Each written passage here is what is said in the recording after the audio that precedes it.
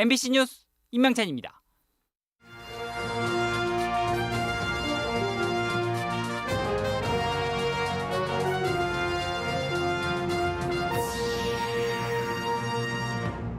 거리두기 영업 제한이 길어지자 자영업자들이 거리로 나왔습니다.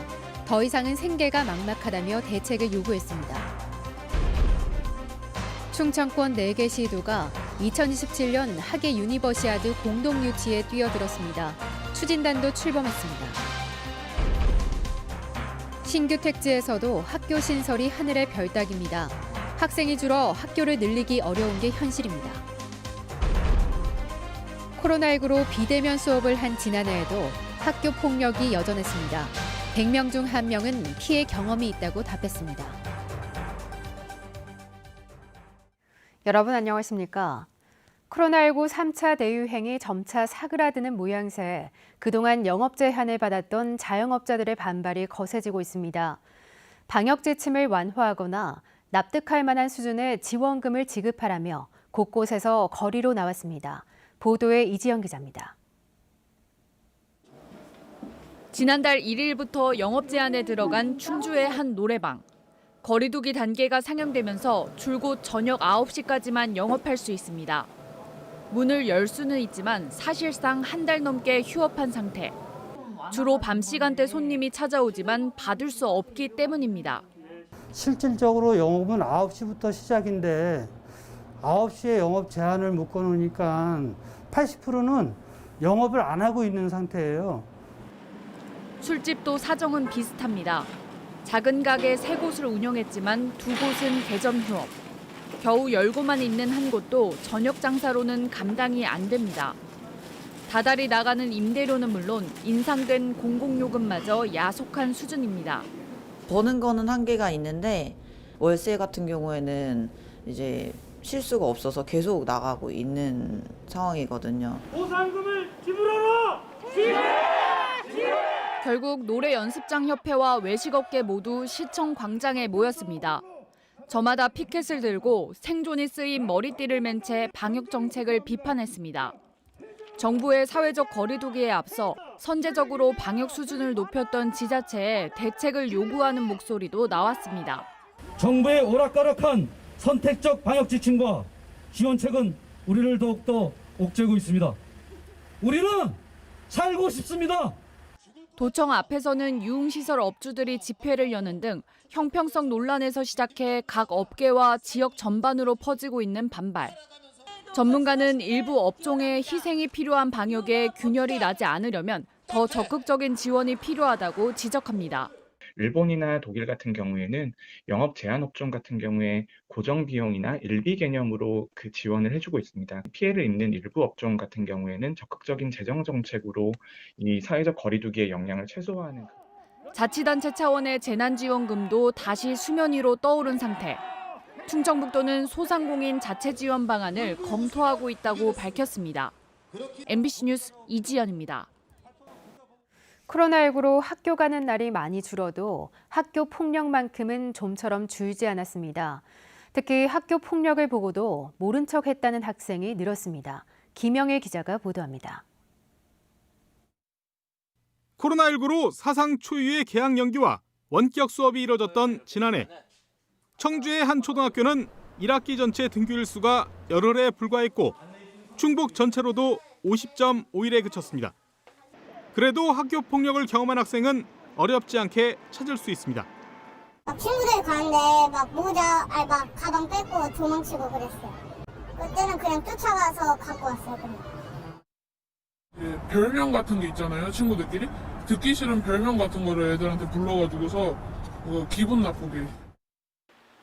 실제로 충청북도교육청이 발표한 지난해 학교폭력 실태 조사에서도 학교폭력을 당했다는 학생은 전체의 1%에 달했습니다. 초등학생이 1.9%로 가장 많았고 중학교 0.7%, 고등학교 0.3% 순이었습니다. 언어폭력이 32.3%로 가장 많았고 집단 따돌림과 사이버 폭력이 뒤를 이었습니다. 이제 온라인 수업으로 아이들이 사이버 공간에서 많이 활동을 하다 보니까 그 부분에서 지켜야 할 예절, 또 지켜야 할 그런 규칙들이 좀 소홀했던 것 같습니다. 그 부분도 더 강화해서 더 큰 문제는 학교 폭력을 목격하고도 모른 척하는 학생이 늘었다는 점입니다. 학교 폭력을 목격한 적이 있다고 응답한 학생 2,570명 가운데 신고하거나 돕지 않고 모른 척했다는 응답이 36.9%로 1년 전보다 6%포인트 이상 늘었습니다. 도와주지 못했어요. 너무 무서웠어요. 1년만 그 형들이 저를 찾아와가지고 때릴 것 같아요. 욕하고. 그냥 지나칠 것 같아요. 엮이기 싫었던 것도 있고 나랑 상관이 없으니까. 학교 폭력을 근절하기 위해선 피해 학생들에 대한 관심과 함께 학교 폭력 방관자를 없애기 위한 근본적인 대책 마련이 필요해 보입니다. MBC 뉴스 김영일입니다. 도시에도 아이가 줄어 빈 교실이 넘쳐나자 학교 하나 새로 짓기가 점점 하늘의 별따기입니다. 법이 정한 신설 요건을 다 갖춘 신규 택지마저도 학교 부지가 장기간 빈 상태로 남게 됐습니다.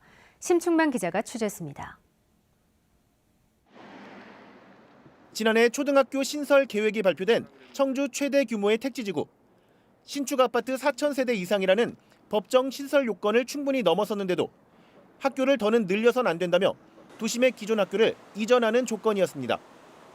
새 학교를 대신해 문 닫을 기존 학교를 어렵게 물색한 건데 이마저도 정부의 승인을 받지 못해 당장 추진이 어렵게 됐습니다. 보통 400억 원이나 드는 학교 신설 대신 웬만하면 기존 학교를 활용해 보라는 얘기입니다. 와야죠. 왜냐면 아파트 대단지 분양해놓고 애들 어디를 보내요. 초등학교는 특히 애들이 멀리 걸어서 못 다니잖아요. 4,500세대 임대 아파트 건설이 계획된 청주의 또 다른 택지 개발지구. 이 정도면 초등학교 하나는 당연하지 않겠냐며 신설 부지를 따로 마련 중인데 이곳 역시 쉽지 않게 됐습니다. 4,000세대 이상 법정 요건은 넘더라도 주택 유형을 보니 신혼부부나 청년 임대 등 교육 수요가 없는 주택이 많다며 이번엔 충청북도 교육청이 먼저 난색을 표하고 나선 것입니다. 0.25명 정도가 아니고 0.1명대 이렇게 떨어져가지고 그 학생 유입 학생 그 규모가 나오질 않는 거죠. 지난 2000년 12만 3천여 명이던 충북 초등학생은 20년 동안 30% 정도 줄었지만 학교는 오히려 20개가 더 늘어난 상태. 과거 1-200m마다 생겨났던 구도심 학교들이 큰 부담으로 되돌아온 가운데 대규모 신규 택지 학교 부지마저 오랜 공터로 남게 됐습니다. MBC 뉴스 심충만입니다. 국제 행사 승인을 받은 괴산 세계 유기농 산업 엑스포가 내년 9월 개최를 위한 준비 작업에 들어갔습니다. 엑스포 조직위는 충청북도와 괴산군 공무원 12명으로 사무국을 꾸리고 실행계획 수립 등 본격적인 행사 준비를 시작했습니다. 충청북도와 괴산군 국제유기농업운동연맹이 공동 개최하는 2022 괴산 세계 유기농 산업 엑스포는 국비 38억 원 등 128억 원을 들여 내년 9월 30일부터 17일 동안 열립니다. 세계 대학생들의 스포츠 축제 하계 유니버시아드 2027년 충청권 유치가 새해 들어 본격화되고 있습니다. 유치 추진단장을 위촉하고 별도의 부서도 꾸려졌는데요. 내년 7월쯤 최종 유치 여부가 판가름 날 것으로 보입니다. 보도에 신병관 기자입니다. 2027년 하계 유니버시아드 유치 추진단장에 2015년 광주 대회를 진두지휘했던 당시 조직위 김윤석 사무총장이 위촉됐습니다. 김윤석 단장은 대회 유치 경험을 갖추고 있고 대회 운영을 하며 대회 관계자들과 두터운 관계를 쌓아 충청권 유치의 총괄 책임을 맡게 됐습니다. 유니버시아드의 전설일 정도로 잘 됐다고 평가를 받았습니다. 충청권도 그 이상으로 잘 되도록 집행위원들하고 설득을 하면 좋은 결과가 있을 거라고 생각합니다. 새해 들어 유치 추진 부서도 꾸려졌습니다. 세종시에 마련된 사무실에는 충청권 4개 시도에서 공무원 15명이 파견돼 업무에 들어갔습니다. 첫 관문은 국내 후보로 지정되는 것.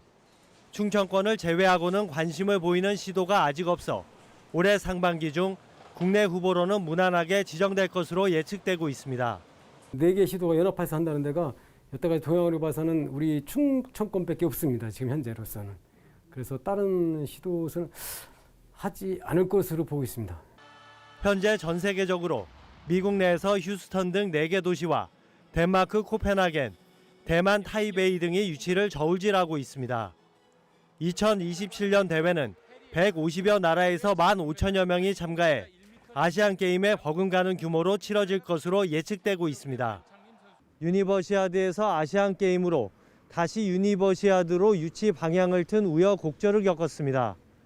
대규모 국제대회 불모지였던 충청권이 공동 유치라는 의미까지 더해 수건을 풀 수 있을지, 최종 개최지 결정은 올해 말 유치 신청을 거쳐 내년 7월 결정될 것으로 보입니다. MBC 뉴스 신병관입니다.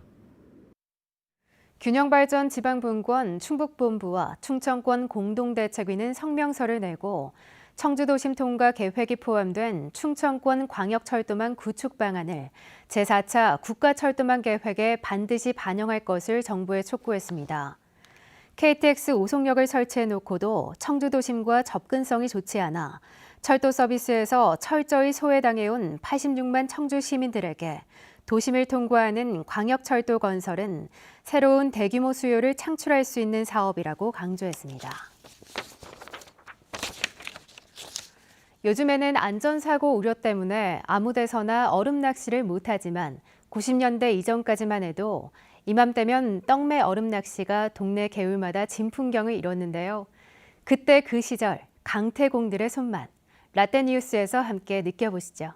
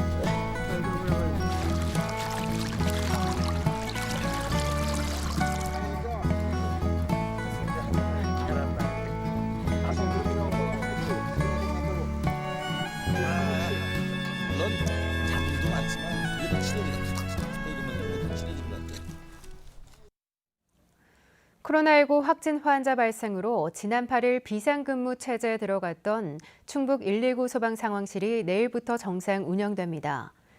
충북소방본부는 확진 환자와 같이 근무에 격리됐던 16명이 해제 전 검사에서 모두 음성 판정을 받아 업무에 복귀한다고 밝혔습니다. 또 직원 2,400여 명에 대한 전수검사에서 추가 감염은 나오지 않았다고 덧붙였습니다. 옛 대통령 별장 청남대에 설치된 전두환 동상을 훼손한 50대가 벌금형이 선고되면서 풀려났습니다. 청주지법 형사 3단도 고춘순 판사는 특수 공용물건 손상 혐의로 구속 기소된 이 남성에게 벌금 700만 원을 선고했습니다. 고 판사는 쇠톱을 준비하고 CCTV를 차단하는 등 계획적으로 범행을 저질렀다며 다만 관리청인 충청북도가 민형사상 책임을 묻지 않고 선처를 요구한 점을 고려했다고 판시했습니다. 청주 중앙공원부터 옛 청원군청을 아우르는 옛 청주 읍성터를 역사공원으로 조성하는 대규모 프로젝트가 추진됩니다. 청주시는 2026년까지 710억 원을 들여 읍성 동원관하가 있는 청주시 제2청사를 철거하고 중앙공원을 비롯한 옛 읍성터 4만 1,000여 제곱미터를 역사공원으로 조성한다고 밝혔습니다. 올해부터 설계에 착수하고 2023년부터는 지작물 철거 등 가시적인 공사가 시작될 예정입니다. 바이오 의약품 위탁 생산 기업인 프레스티지 바이오로직스가 청주 오송에 공장을 증설합니다. 프레스티지 바이오로직스는 오늘 도청에서 투자 협약을 맺고 2,260억 원을 들여 현재 6,000리터인 오송 공장 생산 용량을 2배로 늘리기로 했습니다. 프레스티지 바이오로직스는 고형암 대상 치료제가 글로벌 임상 3상을 진행하는 등 생산이 대폭 늘어날 것으로 판단하고 있습니다. 충북도 내 특성화고 6곳이 신입생 정원 확보에 실패했습니다. 도교육청에 따르면 특성화고 8개 교가 신입생 추가 모집에 나섰지만 6개 교에서 여전히 80명 미달했습니다. 보은정보고와 영동미래고는 각각 2명 지원했고 영동산업과학고는 5명이 지원해 21명 미달했습니다. 반면 지난해 추가 모집에서 57명 미달했던 청주 IT과학고는 올해 정원을 채웠습니다. 마당에 폐목재를 허가 없이 보관한 업체에 청주시가 내린 1개월 영업정지 처분이 정당하다는 판결이 나왔습니다. 청주지법 제1행정부 송경근 부장판사는 일시보관에 영업정지 처분을 내려 연료를 납품받는 업체들에 큰 지장을 준 것은 재량권 일탈 남용이라고 주장한 폐기물 업체 청구를 기각했습니다. 재판부는 같은 일이 또 목격됐고 주민 분진 피해와의 연관성을 배제하기 어렵다고 판시했습니다. 아스트라제네카 백신을 심사 중인 식약처가 안전성과 효과성에 대한 자문단 검증 결과를 다음 달 1일 공개합니다. 식약처는 감염내과 전문가들로 구성된 검증 자문단 회의를 열어 제약사가 제출한 임상시험 자료의 적정성 등에 대한 의견을 듣고 다음 달 1일 발표할 예정입니다. 지난 4일 시작된 허가심사는 예비심사와 제조사인 SK바이오사이언스 실태조사를 거쳐 본심사가 진행 중이며 허가 전 단계인 자문을 앞두고 있습니다. 코로나19로 문을 닫았던 영동 레인보우 영화관이 다시 문을 열었습니다. 지난해 3차 대유행 때문에 휴관에 들어갔던 영동 레인보우 영화관은 최근 안정세를 계기로 오늘부터 재개관하기로 결정했습니다. 다음 주 평일 닷새 동안은 예술 독립영화 9편을 상영하는 작은 영화관 기획전도 마련합니다. 음성과 괴산의 로컬푸드 판매 실적이 크게 늘었습니다. 음성구는 지난해 로컬푸드 판매 실적이 1년 전보다 50% 늘어난 21억 원을 기록했다고 밝혔습니다. 뉴스를 마칩니다. 시청해주신 여러분 고맙습니다.